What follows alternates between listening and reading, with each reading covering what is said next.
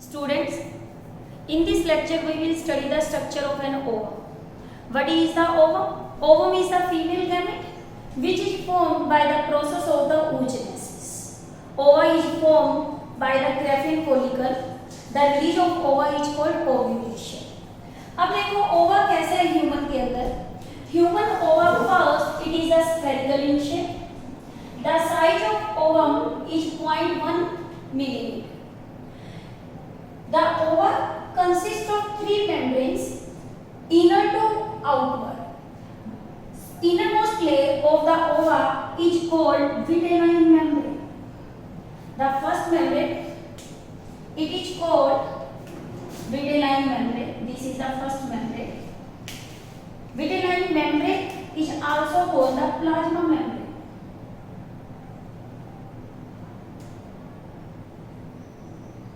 अब देखो जो ये प्लाज्मा मेम्ब्रेन है, आपको पता है कंपोजिशन क्या होती है प्लाज्मा मेम्ब्रेन की? Phospholipid. It means it is made up of phospholipid.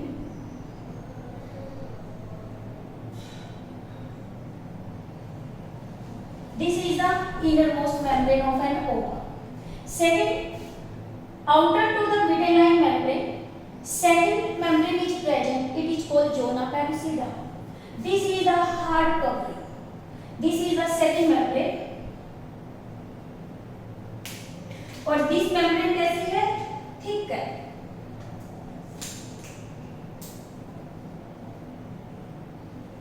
और ये किसकी बनी होती है? Glycoprotein. Now outer to the zona pellucida, third membrane is present. This is the third membrane. It is called corona radiata. The corona radiata is formed by the follicular cells. इसको कौन बना रहा है? Follicle cells. These are the three membranes of the ovum. अब देखो vitelline membrane, zona pellucida और corona radiata. इन membranes को हम एक कैटेगरी में और डिवाइड करते हैं. मेम्ब्रेन्स थ्री टाइप्स की होती हैं. One is the primary membrane. कौन सी? Primary membrane. Second is the secondary membrane. Third is the tertiary membrane.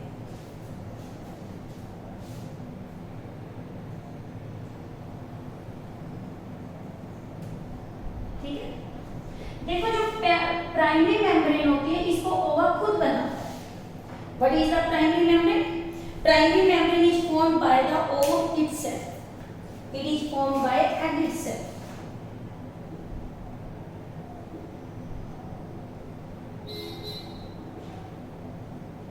उसे हम क्या बोलते हैं? प्राइमरी.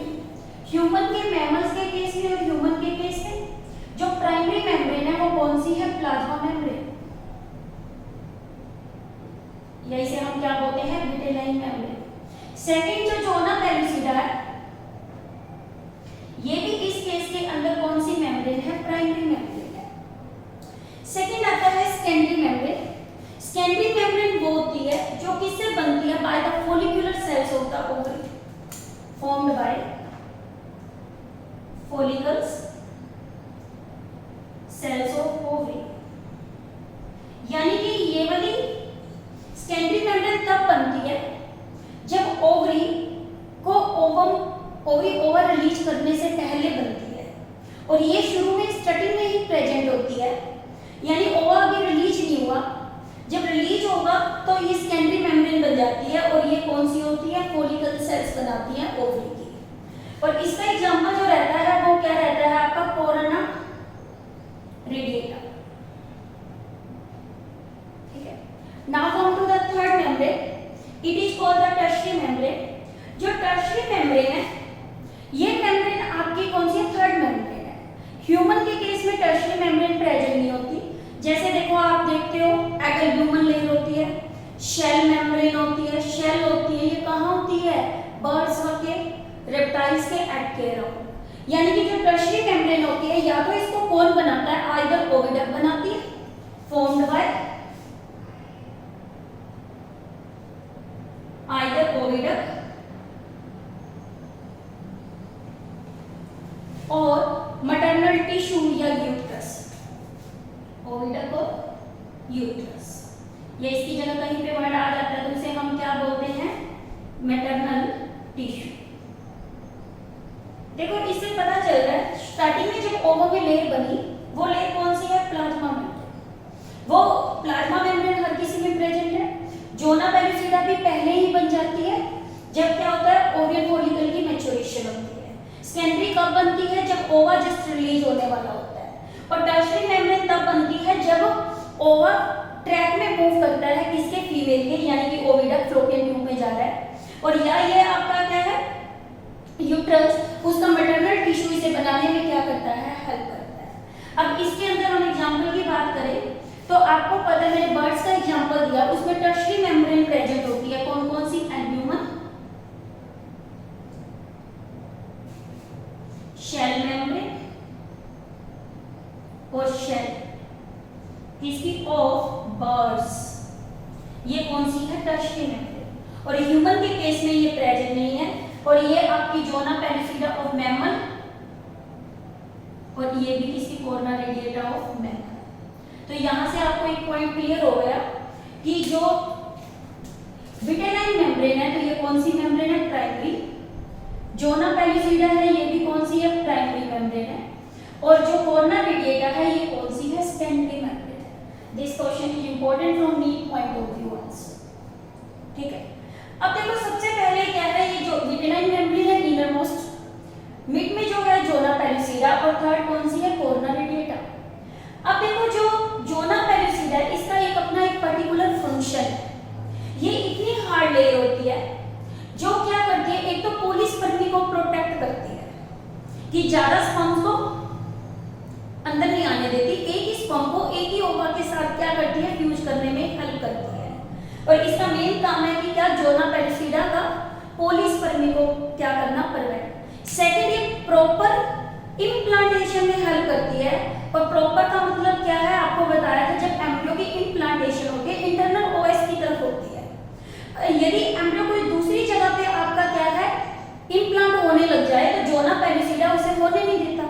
तो यानी कि ये फ्लोपियन ट्यूब में भी इम्प्लांट कर सकता है, बट जोना पेलुसिडा उसको वहां पे इम्प्लांटेशन होने नहीं देती। तो जब इम्प्लांटेशन किसके अंदर हो जाती है, फ्लोपियन ट्यूब पे, उसे बोलते हैं एक्टोपिक प्रेगनेंसी। तो इसका क्या क्या फंक्शन होता है जोना पेलुसिडा का, फर्स्ट ये पोलिस्पर्मी प्रिवेंट करती है, पोलिस्पर्मी। Second, proper implantation.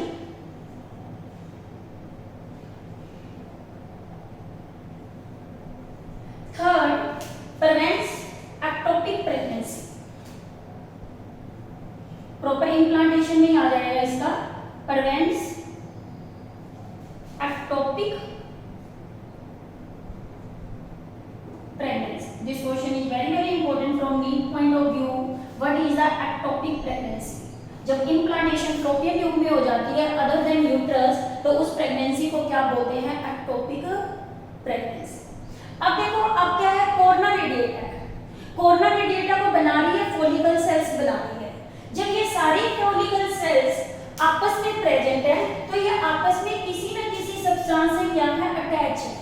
इनके बीच में जो ये सिम्टिंग मटेरियल होता है, जो फॉलिकल सेल्स को क्या करता है, बाइंड करता है, वो एक एसिड है। हमने किया था कि मेल के स्पर्म के अंदर, एक्रोसोम के अंदर क्या प्रेजेंट होता है, हाइड्रोयूरोनिक एसिड होता है।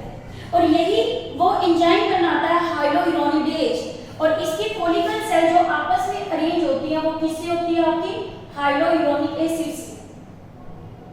ये एसिड है जो क्या करता है, बाइंड्स फॉलिकल सेल्स। ठीक है, यानी कि सेल्स ने मिलकर ही एक क्या बना दी, मेम्ब्रेन बना दी, जिसका नाम क्या है, कोर्ना रेडिएटा। और इसको बाइंडिंग करने का काम कर रहा है वो हाइड्रोयूरोनिक एसिड कर रहा है। यानी कि जैसे ही कोई स्पर्म आता है, वो पहले इन तीन लेयर्स को डिसॉल्व करता है। पहले तो ये कोर्ना रेडिएटा को पंचर करेगा, तो वो हाइड्रोयूरोनिडेज एंजाइम बनाएगा, जिससे ये सारा क्या हो जाएगा, डिसॉल्व, और ये सेल सेपरेट हो जाएंगी और पाथ क्या हो जाएगा, क्लीन हो जाएगा। और यहाँ से स्पर्म एंटर करना क्या कर देगा, शुरू कर देगा। जैसे स्पर्म कोई इसी में एंटर करता है, तो वो पहले कोर्ना रेडिएटा को डिसॉल्व करता है, वो कौन करता है, हाइड्रोयूरोनिडेज। फिर ये जोना पेलुसिडा, जोना पेलुसिडा को भी वो क्या करेगा, पायरेसिंग करेगा। बट करते वक्त जब ये फर्टिलाइजेशन करेगा,